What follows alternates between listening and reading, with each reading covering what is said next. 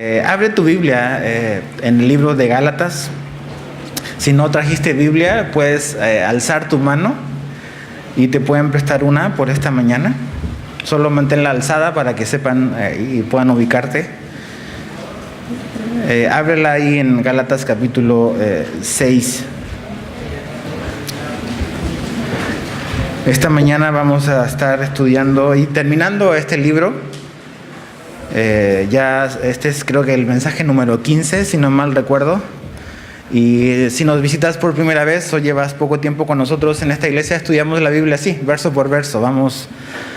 Tomamos un libro y no lo dejamos hasta que lo acabamos. Y ha sido padre poder experimentar y conocer lo que Dios tiene que decirnos de esa manera. Entonces, sé que va a ser de bendición para ti. Vamos a orar. Padre, te pedimos que ahora que abrimos nuestras Biblias, Señor, tu palabra inspirada que tú dejaste para enseñarnos, para instruirnos, para corregirnos, para prepararnos para todo lo que tú tienes para nosotros, oramos que tu Espíritu Santo, que es el que hace viva tu palabra en nosotros, pueda enseñarnos y puedas tú hablarnos algo que quizás necesitamos oír esta mañana. Entonces, encuéntranos aquí donde estamos, Señor, y revélate por medio de tu palabra a cada uno de nosotros. Te damos gracias en el nombre de Jesús. Amén.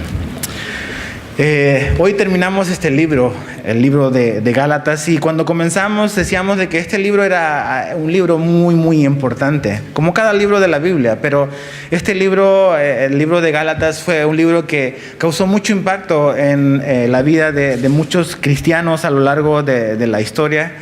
Y decíamos de que Martín Lutero, el reformador, el hombre que Dios usó para la reforma en la iglesia, fue uno de los libros precisamente los cuales Dios usó para despertar en él realmente el concepto de la salvación por medio de la gracia y todo lo que las consecuencias y los efectos que eso tuvo en la historia de la iglesia.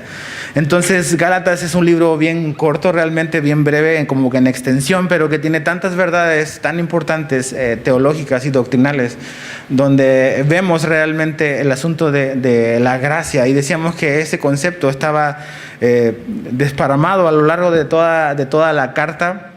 Y decíamos de que Pablo había escrito precisamente esta carta porque esta serie de iglesias, de hecho Gálatas son una serie de iglesias, son varias iglesias a las cuales Pablo les está escribiendo.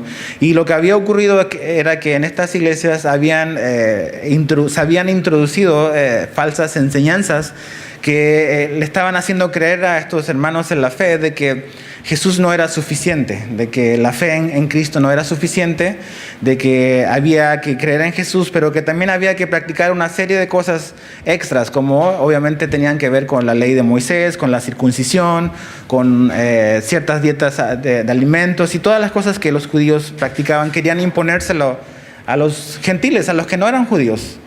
Y eso estaba distrayendo, y realmente Pablo escribe esta carta con ese propósito, con el propósito de corregir realmente y volver a reforzar la verdad que es el Evangelio, que Jesús es suficiente para nuestra salvación.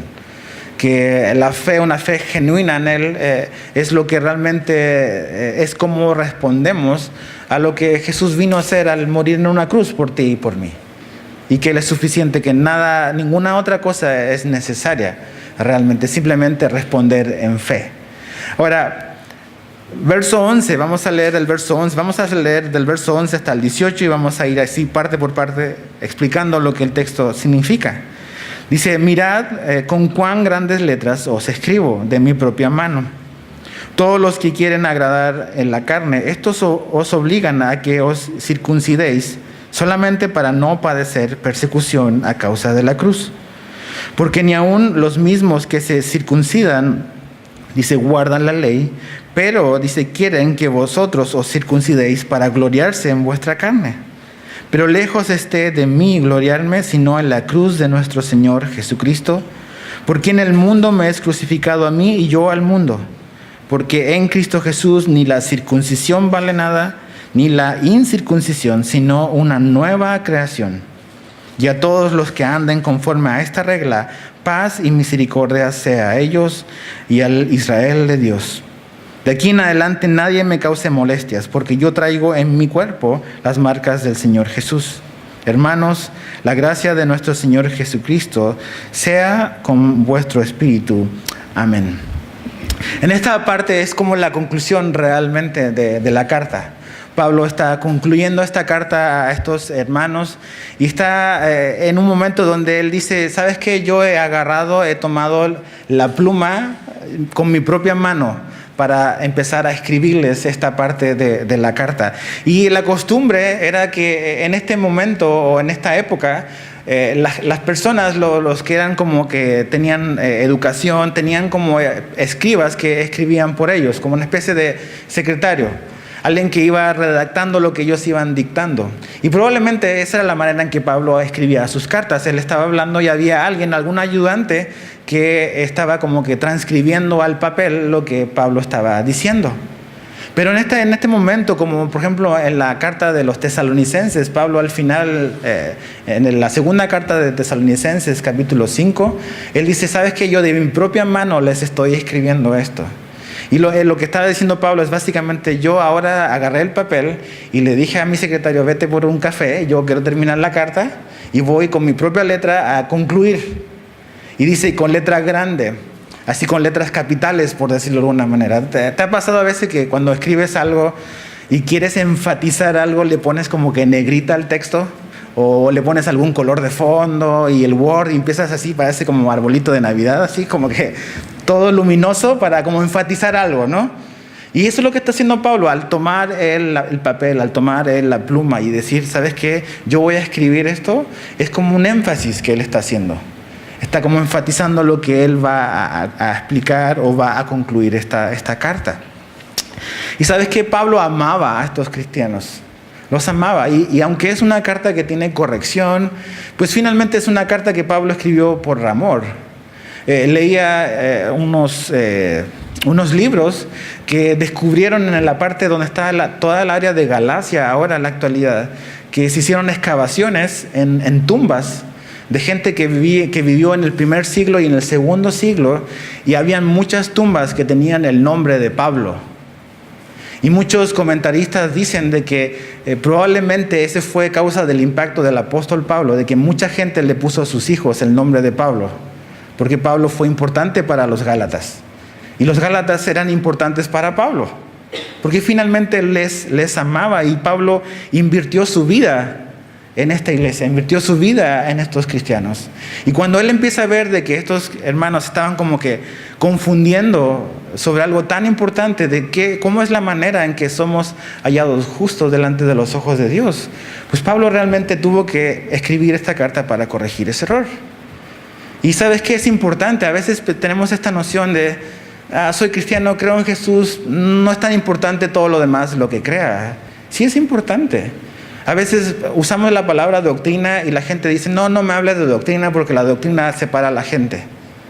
Y no tenemos que tenerle temor a la enseñanza, a la doctrina bíblica sólida, porque realmente es ahí donde estamos cimentados. Hay cosas que son esenciales, hay cosas que no son negociables, hay otras cosas que no son esenciales, que podemos opinar diferente, donde quizás la Biblia no es tan tajante, pero hay otras cosas en la Biblia donde es bastante clara. Y no es un color gris, sino es blanco y negro. Y Pablo está hablando de precisamente la manera en que nos paramos delante de Dios, cómo somos hallados justos delante de Dios. Y no hay otro camino que no sea solo Jesús. La justicia de Jesús atribuida a tu vida, a mi vida. Y es por eso que el Padre nos acepta. Entonces Pablo está diciendo, yo tomé mi pluma, yo ahora estoy escribiendo.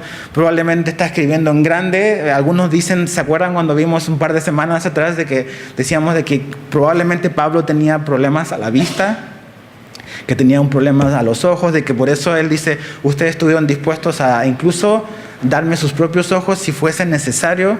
No sabemos si realmente era eso. Algunos creen que realmente era porque tenía un problema en la visión. A lo mejor por eso está escribiendo más grande, va a gastar más papel, la letra es más grande, ¿no? Así, punto número 36, así en la carta. Entonces, pero él quiere terminar y concluir la carta. Ahora, fíjate lo que dice el verso 12.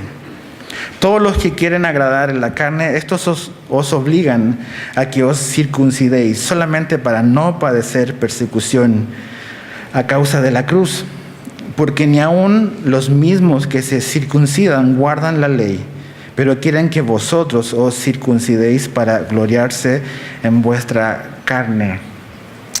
Estos hombres, estos maestros, estos cristianos que se habían introducido a la iglesia con estas enseñanzas de que Jesús no era suficiente, estaban presionando a estos cristianos a que se circuncidaran, porque la circuncisión era como la señal o la evidencia física de finalmente del judaísmo.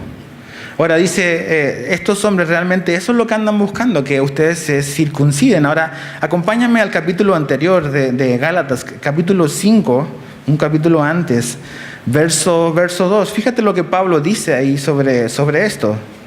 Dice Gálatas 5:2, dice, he aquí yo, Pablo, os digo que si os circuncidáis, de nada os aprovechará Cristo. O sea, Pablo dice, si ustedes se circuncidan y ceden a la presión de estos hombres, realmente lo que están diciendo es que Jesús no es suficiente. Jesús no es suficiente. Y eso es el tema realmente, el fondo de esta carta, es que esta gente religiosa estaba diciendo de que finalmente la línea principal es Jesús no es suficiente, y como Jesús no es suficiente, tú tienes que hacer esto otro. ¿Y qué era esto otro que ellos estaban presionando? Era circuncidarse, guardar la ley de Moisés. Entonces la circuncisión no es Jesús, no son los dos caminos, ¿ok?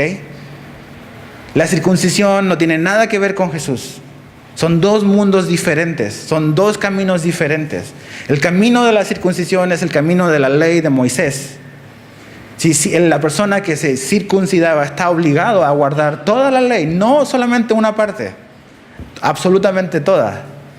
Entonces, no es como que yo voy a guardar esto y voy a tener fe en Jesús. No se puede, porque son dos mundos diferentes, dice Pablo. Dos caminos diferentes de llegar a Dios. Y la persona que se circuncida, según el judaísmo, está obligado a cumplir la ley de Moisés, a llevar las regulaciones. Pero ahí es donde entra el problema, porque a veces esta gente era como selectiva y decía, no, pues yo estoy bien con estos mandamientos, yo estos sí los cumplo, pero los que no puedo, mejor ni los menciono porque tengo problema con esos. Pero la ley decía que realmente tú tenías que cumplirlos absolutamente todos. Y Santiago dice que si fallamos en una coma o en un punto, somos culpables de toda la ley. Entonces, el irte por este camino de querer pararte delante de Dios a través de un reglamento, a través de una ley, que es buena, ¿ves? Pero que no se puede cumplir, que nosotros no podemos cumplir. Estamos en un problema. Estamos en un problema. Entonces, de hecho, Pablo va más allá y dice, ¿cuál es realmente la motivación de estos hombres al querer hacer que ellos se circunciden? Y dice, fíjate el verso 12, dice, estos obligan a que os circuncidéis solamente para no padecer persecución a causa de la cruz de Cristo. Esa era la motivación como de fondo. ¿Sabes qué? Circuncídense y van a dejar de tener problemas realmente. Van a dejar de tener problemas con quizás los judaizantes de Jerusalén que a veces venían y visitaban las iglesias, la presión de los fariseos. ¿Te acuerdas la misma presión que vivió Jesús? Esa presión de la religiosidad o la presión del legalismo hoy en día. Estos hombres están diciendo, mejor circuncídense y así se evitan un problema y no sienten la presión. ¿Te suena familiar eso? Muchas veces somos tentados a ceder a cosas que no tenemos que ceder, simplemente para evitar la presión de los demás, para evitar la presión por hablar la verdad. ¿Cuántas veces porque sabemos y tenemos la verdad en la palabra de Dios y sabemos que esa verdad es incómoda para otros, pero para llevarlo así nada más cedemos en cosas en las cuales no debemos de ceder, no debemos de echarnos para atrás? Estos hombres le están diciendo, ¿sabes qué? Circuncídense, márquense, total, así se evitan la presión. Y realmente esa es la motivación. No es la motivación de honrar y agradar a Dios, es simplemente evitar la presión de decir la verdad. Tienes amigos y familiares, a lo mejor a veces que no creen y no tienen la misma fe que tú tienes. Y claro, somos prudentes y no le echamos toda la caballería encima. No queremos eso, ¿ves? Queremos ganarlos para Cristo. Pero a veces nos vamos del otro lado y empezamos a ceder a verdades que realmente no tenemos que ceder. ¿Y cuál es la verdad a la cual no va a ceder Pablo? Jamás. Y a la cual nosotros tampoco debiésemos de ceder nunca. Es esta verdad.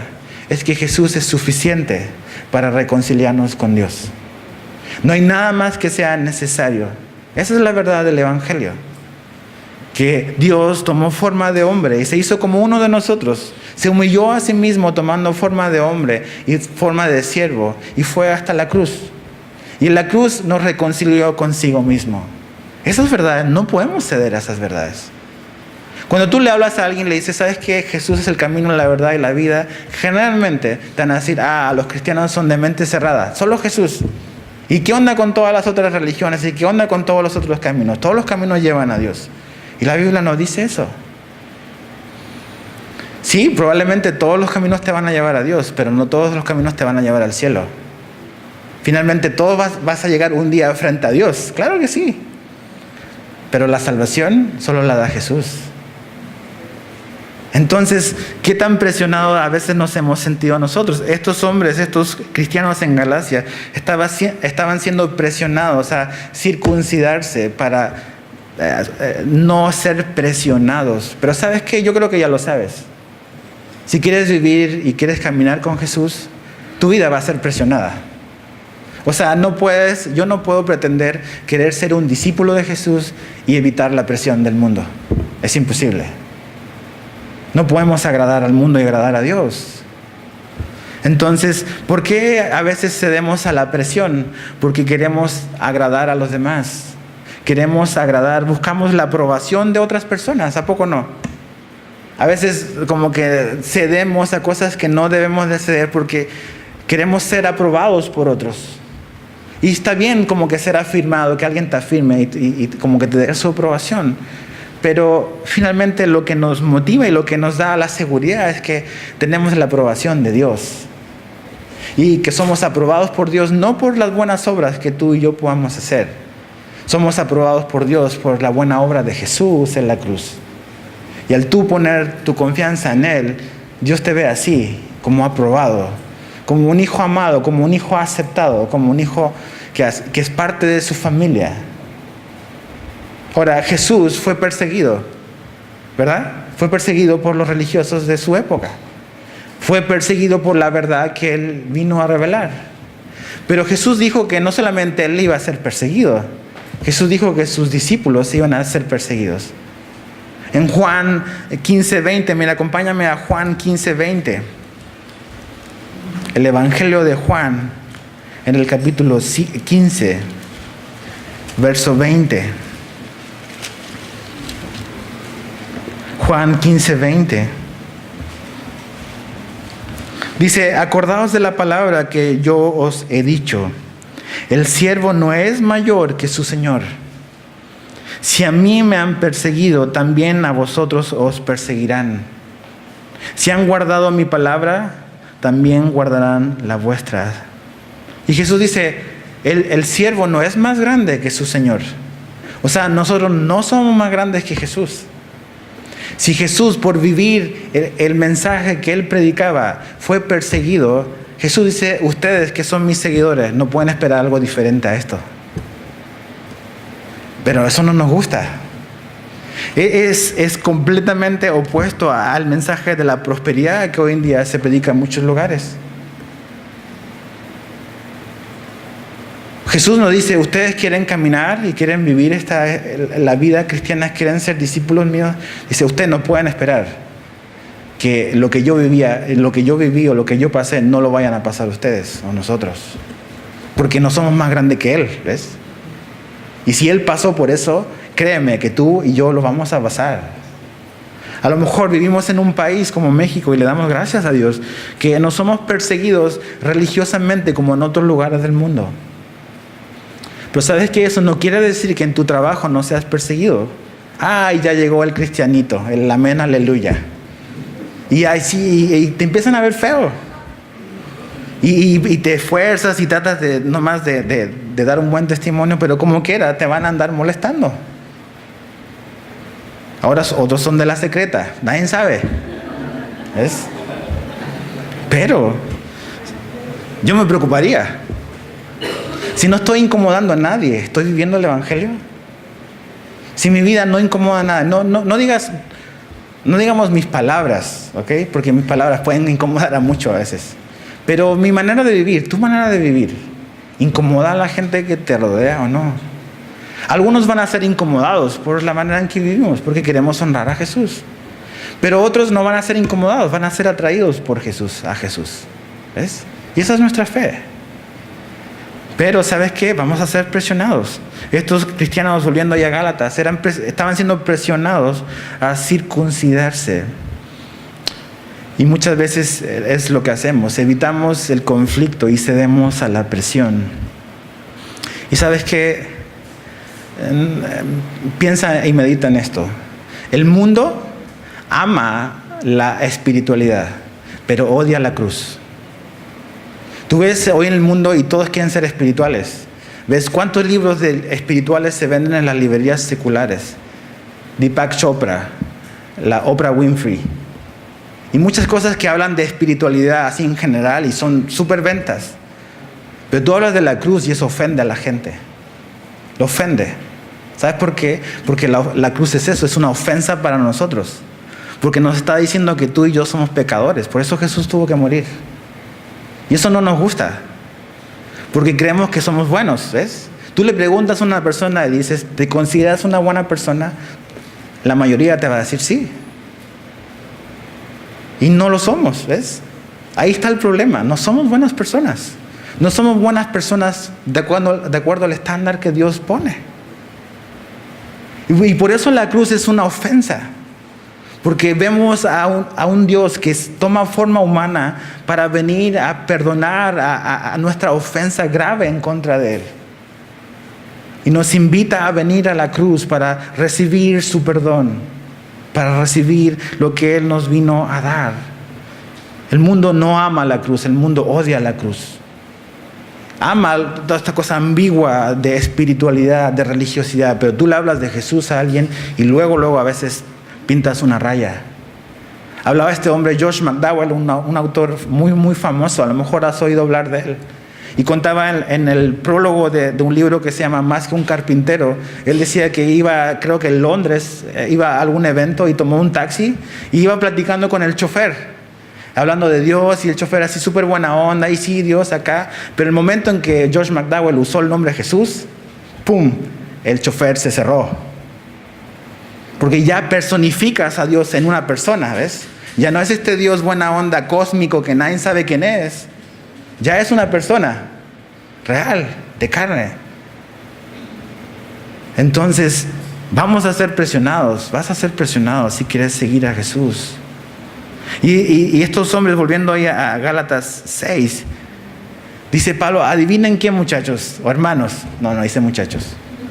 Estos hombres que los están queriendo obligar a circuncidarse, ¿qué creen? Ni siquiera ellos guardan la ley. Ellos no guardan la ley. Ellos solamente eligen lo que quieren elegir. Pero ellos no están guardando toda la ley. Y están imponiendo sobre ustedes estas cargas que ni siquiera ellos quieren llevar y están llevando. ¿Y sabes cómo se llama eso? Hipocresía. Hipocresía. ¿Y sabes qué? Esto es importante. El legalismo engendra hipocresía. El legalismo engendra hipocresía. Porque el legalista está interesado en lo externo. Está interesado en cómo se ve externamente como un hombre piadoso, como un hombre espiritual. Y está súper preocupado de cómo se ve, de las cosas externas que tiene que desempeñar. No está interesado en lo interno. Y por eso que engendra hipocresía, porque solamente está pensando en la imagen que proyecta hacia los demás. El legalismo nunca va a producir santidad, nunca. Es el Espíritu de Dios que genera santidad en nosotros, no el legalismo. O sea, ves realmente cuántas veces Jesús confrontó a los fariseos en su época, que hacían todo este énfasis en las cosas externas, en cosas insignificantes, en que los discípulos no se lavaron las manos como debía, y era así el escandalazo. Y Jesús le dice, eso no es lo importante. Ellos estaban haciendo un énfasis en algo externo, ¿ves? Y eso es lo que hace el legalista. Siempre hace un énfasis en cómo se ve, en lo externo, más no se mete en lo profundo de las motivaciones y en lo profundo del corazón. Y es ahí donde Jesús quiere llegar. El legalista enfatiza lo externo, omite lo interno.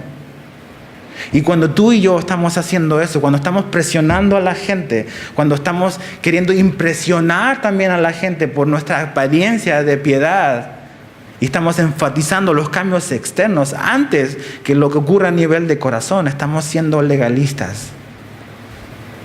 Estamos queriendo producir algo que nosotros no vamos a lograr. La ley no produjo santidad en el pueblo de Israel. La ley simplemente reveló la condición del corazón. Finalmente, Pablo decía en los capítulos anteriores de que ese era el propósito de la ley de Moisés, simplemente revelar nuestra condición y hacernos ver nuestra necesidad de Jesús. Como leíamos o estudiamos este miércoles recién pasado, veamos los 10 mandamientos. A veces la gente dice, no, yo sí cumplo los 10 mandamientos. Si le preguntas cuáles son, no se saben ni siquiera 2. ¿Y cómo está cumpliendo algo que no sabe? Pues, ¿quién sabe? ¿No?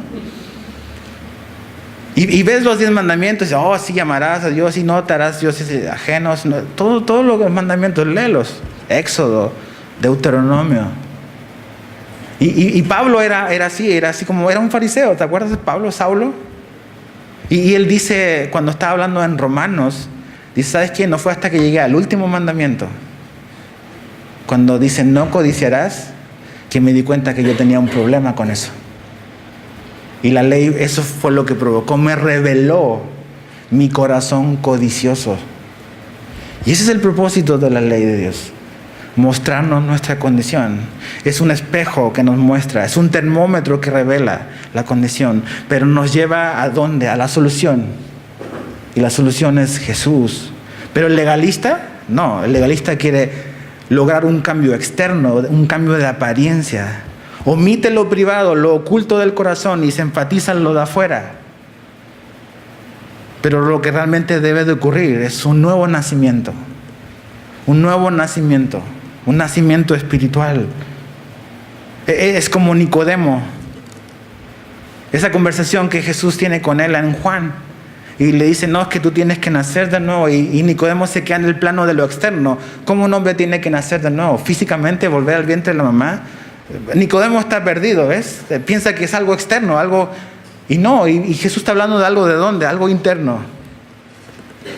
Y es ahí donde Jesús obra, es ahí donde Él quiere obrar en tu vida, es ahí donde Él quiere obrar en mi vida, al nivel de corazón. Ahora, estos hombres, volviendo a Gálatas, dice que no guardan la ley. Lo único que andan buscando es gloriarse en ustedes o en su carne. Lo único que ellos estaban queriendo hacer era presumir lo que habían conseguido entre los cristianos de Gálatas. A veces es un poco gracioso ver un poco el orgullo en muchos, y también hablo de niveles como de liderazgos de iglesias y pastorales, donde muchas veces como pastores nos queremos atribuir el crédito por el cambio en la vida de las personas. Y decimos, no, sí, él antes era así, pero realmente ahora está así gracias a mí. Y sabes que es tan peligroso transitar por este camino. Estos hombres, estos fariseos estaban presumiendo de eso, presumiendo de que ellos habían como que logrado convencerlos. ¿Sabes qué? Ellos ahora están siguiendo esto porque aprendieron de nosotros. Y dice, qué triste, Pablo. Fíjate el verso 14. Pero lejos esté de mí gloriarme, sino en la cruz de nuestro Señor Jesucristo, por quien el mundo me es crucificado a mí y yo al mundo. Porque en Cristo Jesús ni la circuncisión vale nada, ni la incircuncisión, sino una nueva creación. Y todos los que anden conforme a esta regla, paz y misericordia sea a ellos y al Israel de Dios. Pablo dice, ¿sabes qué? Yo no voy a ser como ellos. Lejos esté de mí gloriarme. Lejos esté de mí presumir. Yo no voy a presumir absolutamente nada de lo que yo he hecho, dice Pablo. Ellos están presumiendo de lo que han alcanzado. Yo no voy a presumir lo que yo he hecho. Y sabes que todos tenemos un poco de eso. Queremos presumir quiénes somos. Queremos presumir nuestra madurez en Jesús. Queremos presumir lo que hemos hecho por Jesús. Queremos presumir cuánto hemos impactado a otros por la causa de Jesús. Pero la pregunta es, ¿hay algo que realmente pueda presumir? Cuando la gente dice, o cuando yo digo, ¿sabes qué? Ayúdame, ora por mí para que no me ponga orgulloso. A veces la pregunta es, ¿y hay algo de lo cual te puedas sentir orgulloso? Pablo dice, no me puedo gloriar, no me voy a gloriar. Mi mejor intento, tu mejor intento, así como que tu mejor lanzamiento, ¿es mejor que la cruz de Jesús? O sea, ¿se puede mejorar la cruz de Jesús? ¿Se puede mejorar lo que Él hizo o no? Cuando estos hombres están diciendo, tú crees en Jesús, pero también circuncídate, están diciendo que la cruz de Jesús se puede mejorar. Cuando tú le dices a una persona, ¿sabes qué? Ven a Jesús, pero también haz esto otro, lo que sea, estás diciendo, la cruz de Jesús no es suficiente. Cuando le dices a alguien, ¿sabes qué? Ven a Jesús, pero también vístete de esta manera, le estás diciendo que la cruz de Jesús no es suficiente. Cuando le dices a una persona, ven a Jesús, pero ¿sabes qué? Ve a tal parte también, o léete este otro libro aparte, le estás diciendo, Jesús no es suficiente. A ese nivel de cosas reales estamos hablando. Lejos esté de mí gloriarme. Mi mejor intento. Así tu día perfecto, no dices nomás, no, me he portado súper bien hoy. Versus la cruz de Jesús. ¿Hay punto de comparación con eso? Absolutamente ninguno. ¿De qué podemos sentirnos orgullosos? Pablo dice, yo no voy a gloriarme. Isaías dice que nuestras buenas obras son trapos de inmundicia. Está fuerte eso. Y sí, hacemos buenas cosas y no estoy diciendo que eso está mal. Pero cuando lo comparas y lo contrastas con la obra perfecta de Jesús en la cruz, su vida perfecta, hay una eternidad de diferencia.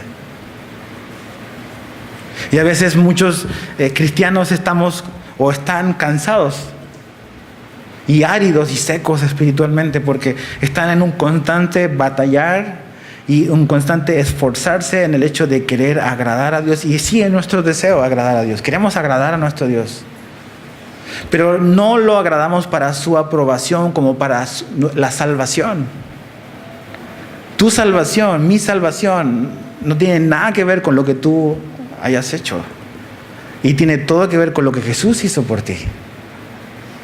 Y después de que hemos sido salvos y hemos puesto nuestra confianza en Jesús, claro, vamos a agradar y queremos agradar al quien nos llamó. Pero no como una manera de obtener una salvación, sino como responder a la salvación tan grande que tenemos. No estamos diciendo que lo que tú hagas no importa. Claro que importa, porque lo que tú hagas va a reflejar dónde estás, cuál es tu identidad. ¿Cómo sabemos que Abraham fue un hombre que su fe le fue contada como justicia? Porque vivió una vida diferente, vivió una vida que honró a Dios, que tuvo fallas, que mintió y tuvo altos y bajos, pero finalmente una constante de ser transformados. Claro, pero no fue una vida sin pecado. Y así la tuya y la mía. Nuestra vida va a ser transformada, nuestra vida va a dar buenas obras. No es que decimos ya no vivimos bajo ninguna ley. ¿Te acuerdas lo que decía Pablo? Lo que nos rige ahora es la ley de Cristo, la ley del amor. Amar a Dios, amar al prójimo, amarnos entre nosotros. Y por eso Pablo dice, ¿sabes qué? Lejos esté de mí gloriarme, sino ¿en qué? En la cruz de Cristo, en la cruz. ¿Cuál era el mundo? Y Pablo dice, ¿sabes qué? el mundo, yo estoy crucificado al mundo y el mundo está crucificado a mí. ¿Cuál era el mundo de Pablo? ¿Cuál era su mundo para él? Era todo lo que él había vivido, todo lo que él era antes. Un religioso, un hombre con un celo religioso, un fariseo. Mira, acompáñame a Filipenses capítulo 3, Filipenses 3. Después de ahí de Gálatas está Efesios y de ahí está Filipenses. Filipenses 3, verso 4 al 9.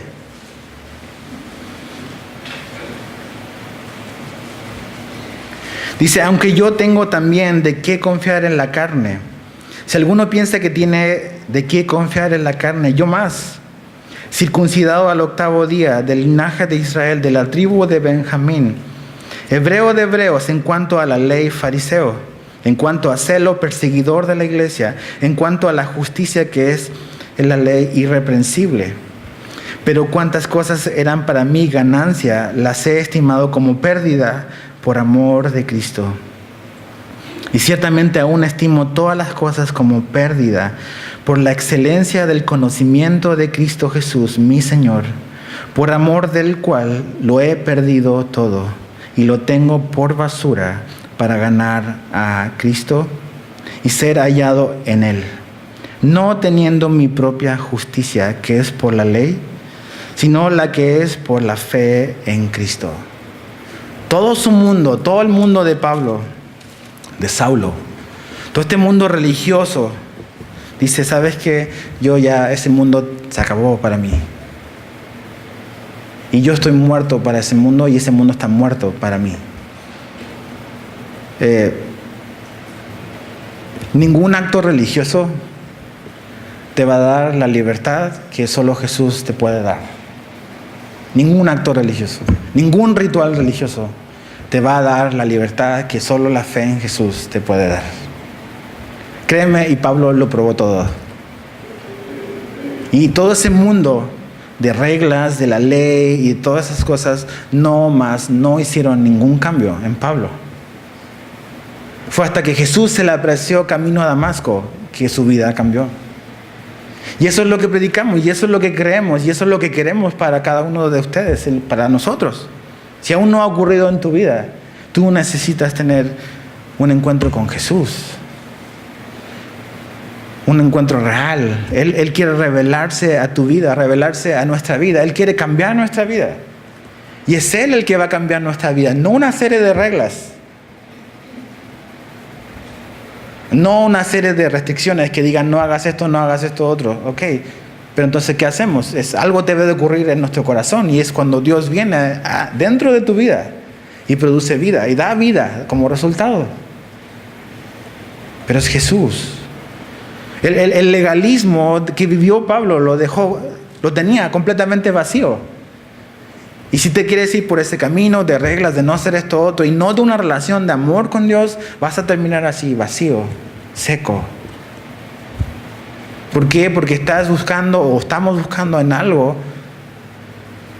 que no es Jesús. Y estamos pensando es que la cruz no es suficiente. Ok, dame a Jesús, pero dame algo más. ¿Qué más te pueden dar? ¿Dónde más puedes hallar satisfacción para tu alma? ¿Quién es el pan de vida? ¿Quién es el agua viva? ¿Quién es la luz del mundo?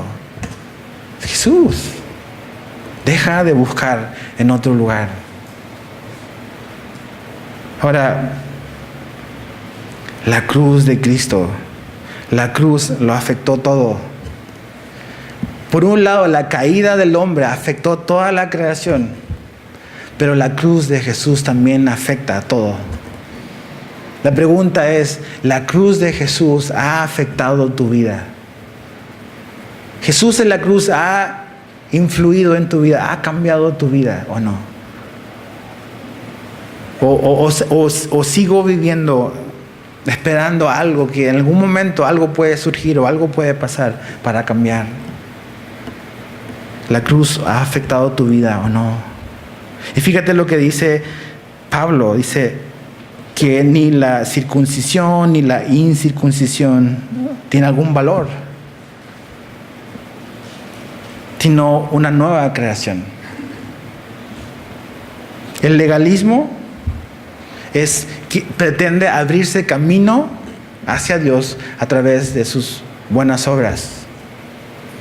Y nunca va a poder ocurrir eso.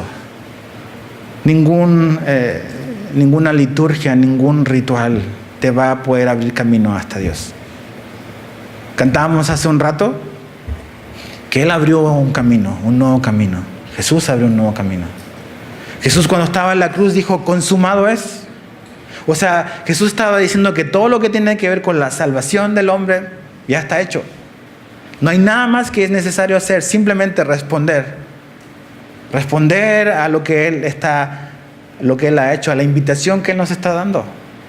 Jesús no dijo: lo dejé hasta aquí, muchachos, continúenlo ustedes, échenle ganas. No. Jesús dijo: consumado es, ya no hay nada más que hacer, simplemente ahí está la solución, ahí está la puerta, ahí está el acceso, ahí está la provisión, para ti y para mí. La pregunta es: ¿he ido yo a ese lugar? ¿He ido a la cruz? He entendido que Dios se hizo hombre y tomó mi lugar, no el lugar de mi vecino, no el lugar de mi esposa. También lo hizo, pero finalmente tomó también mi lugar. Yo debía de haber estado ahí. Yo ofendí a Dios, tú ofendiste a Dios. Pero en su infinita misericordia, Él no nos quiere pagar de acuerdo a nuestras transgresiones. Él nos quiere perdonar tus pecados, quiere perdonar nuestra vida, salvarnos, rescatarnos, reconciliarnos, hacernos sus hijos. Entonces no se trata de circuncisión, no se trata de un ritual.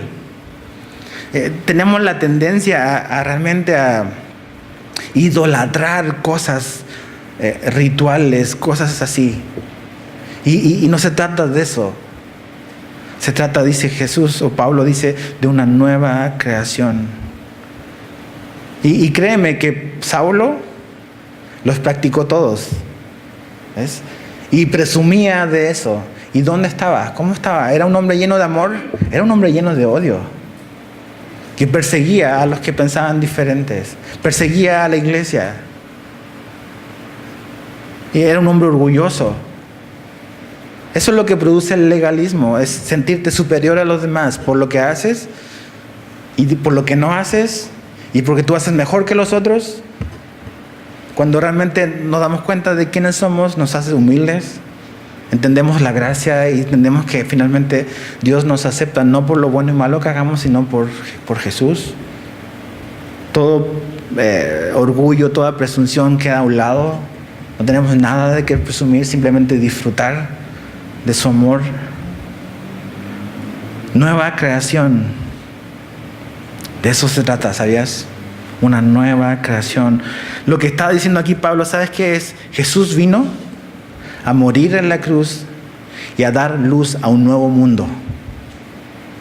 Un nuevo mundo, una nueva realidad, una nueva creación. No algo viejo mejorado. Tu carne, mi carne no se puede rehabilitar, ¿sabías eso? No se puede rehabilitar. Necesita ocurrir un nuevo nacimiento, una nueva creación, nueva vida. Eso es lo que vino a hacer Jesús. Mira, fíjate lo que dice Gálatas 1, verso 4. Gálatas 1, verso 4. ¿Cómo comienza Pablo en los primeros versículos de esta carta? Dice: el cual se dio a sí mismo por nuestros pecados para librarnos de, ¿qué dice? Del presente siglo malo. Dice que Jesús se dio a sí mismo para librarnos del presente siglo malo. Jesús nos rescató de ese viejo mundo.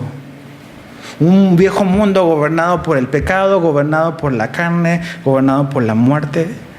Y nos trasladó a un nuevo mundo al cual Él nos invitó y nos sigue invitando hoy. Un nuevo mundo, una nueva creación, una nueva realidad. No intentando nosotros rehabilitar nuestra carne, sino viniendo a nuestro Creador, a nuestro Salvador, para dar nueva vida, para darnos de su vida. Jesús nos ofrece eso, nueva vida, nueva creación. Y eso se trata del cristianismo. La religión a veces es querer cambiarnos nosotros. No, ahora ya voy a empezar a portarme bien. ahora voy a empezar a hacer lo bueno. El problema es que no está en ti la capacidad de transformarte, ¿sabías? Hoy vivimos en un mundo donde se exalta la autoconfianza, la autosuficiencia. Y tú puedes lograrlo, confía en ti mismo, todo ese rollo. Y eso no nos ayuda a reconocer nuestra necesidad profundísima de un Salvador. Tú y tú, no podemos rehabilitarnos. Y Jesús no está interesado en rehabilitarnos. Jesús está interesado en regenerarnos, en darnos nueva vida. A eso vino Jesús, una nueva creación. Y esa nueva creación, ese nuevo mundo, ¿sabes qué le dio el inicio? ¿Qué le dio el comienzo? La cruz. La cruz dio el inicio a un nuevo mundo, a una nueva realidad. La cruz de Jesús.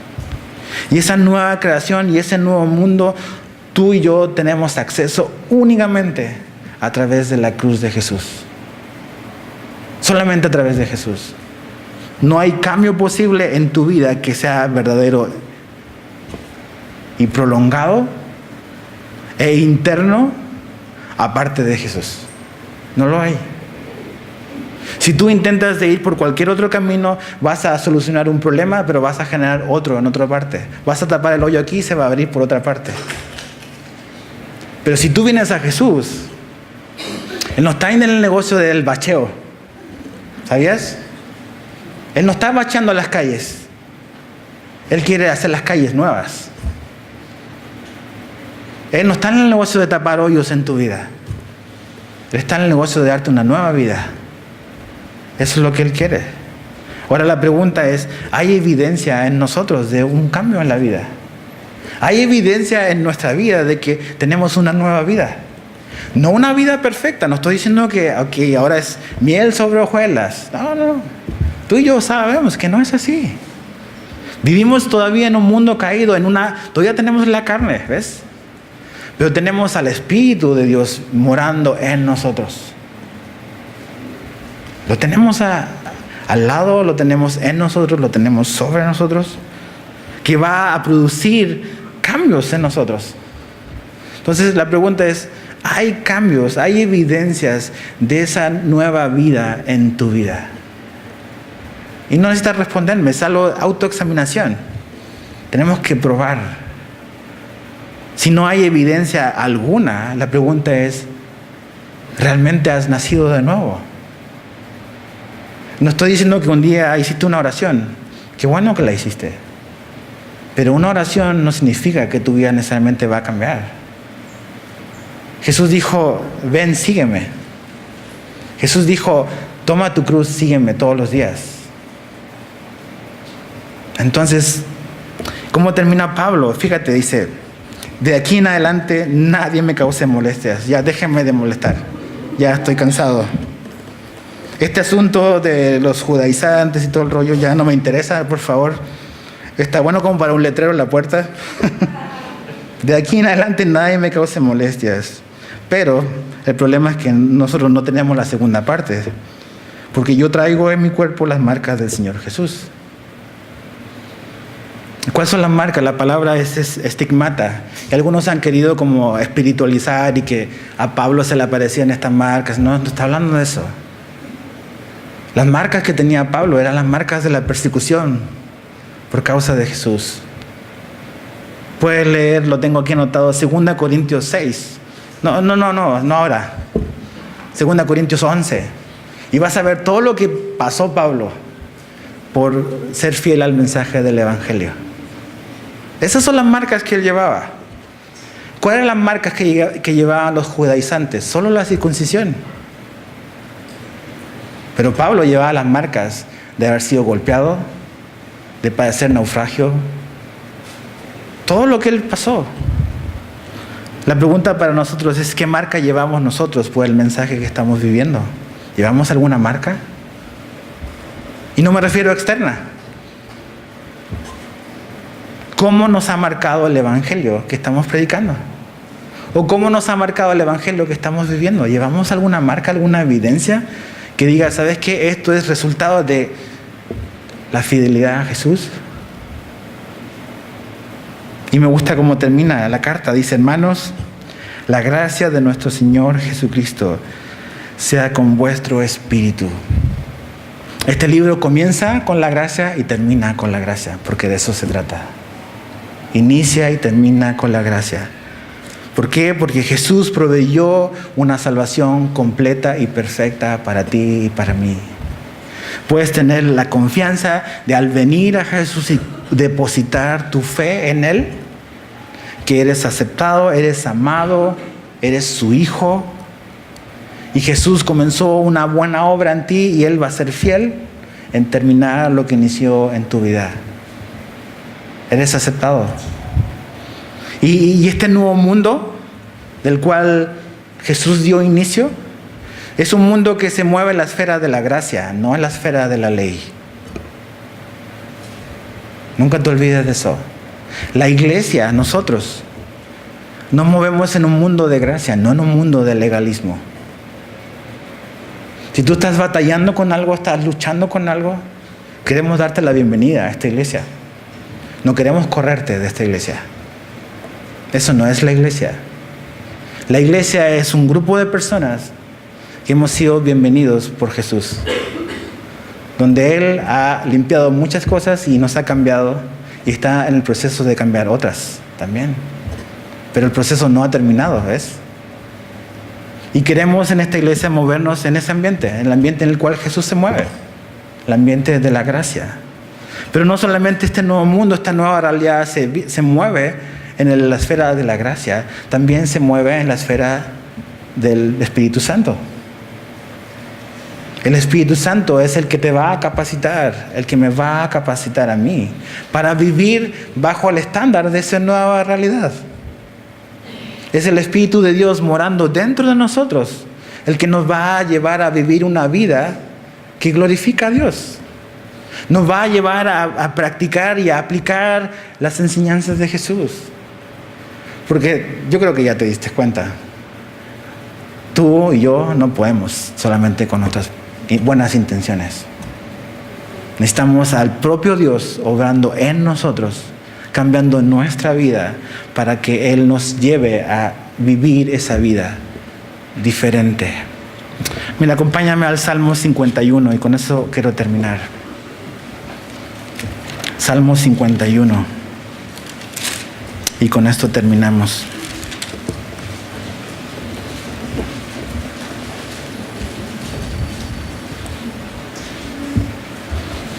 Es un salmo atribuido al rey David. En un momento de quebranto en su vida, después de haber pecado con Betsabé. Dice verso 1: ten piedad de mí, oh Dios, conforme a tu misericordia. Conforme a la multitud de tus piedades, borra mis rebeliones. Lávame más y más de mi maldad y límpiame de mi pecado. Porque yo reconozco mis rebeliones y mi pecado está siempre delante de ti.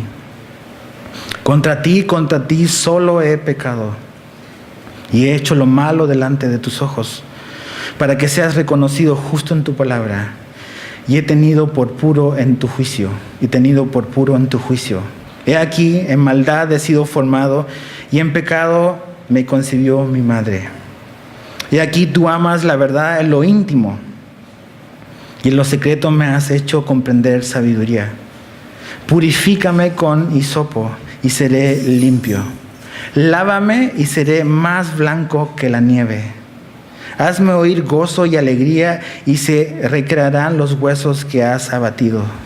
Esconde tu rostro de mis pecados y borra todas mis maldades. Fíjate el verso 10. Crea en mí, oh Dios, un corazón limpio y renueva un espíritu recto dentro de mí. Aquí David dice: crea en mí un corazón limpio. Y sabes que eso solo lo puede hacer Dios. Ningún reglamento, ninguna cosa externa puede lograr esto, solo Dios obrando. ¿Te parece si oramos y le pedimos esto a Dios? Que Él cree en nosotros un corazón recto, Él lo puede hacer. Y si estás batallando con algo de lo cual te sientes como prisionero, es un problema del corazón. No es necesariamente una enfermedad o algo, es el corazón. Y Dios quiere cambiar ese corazón.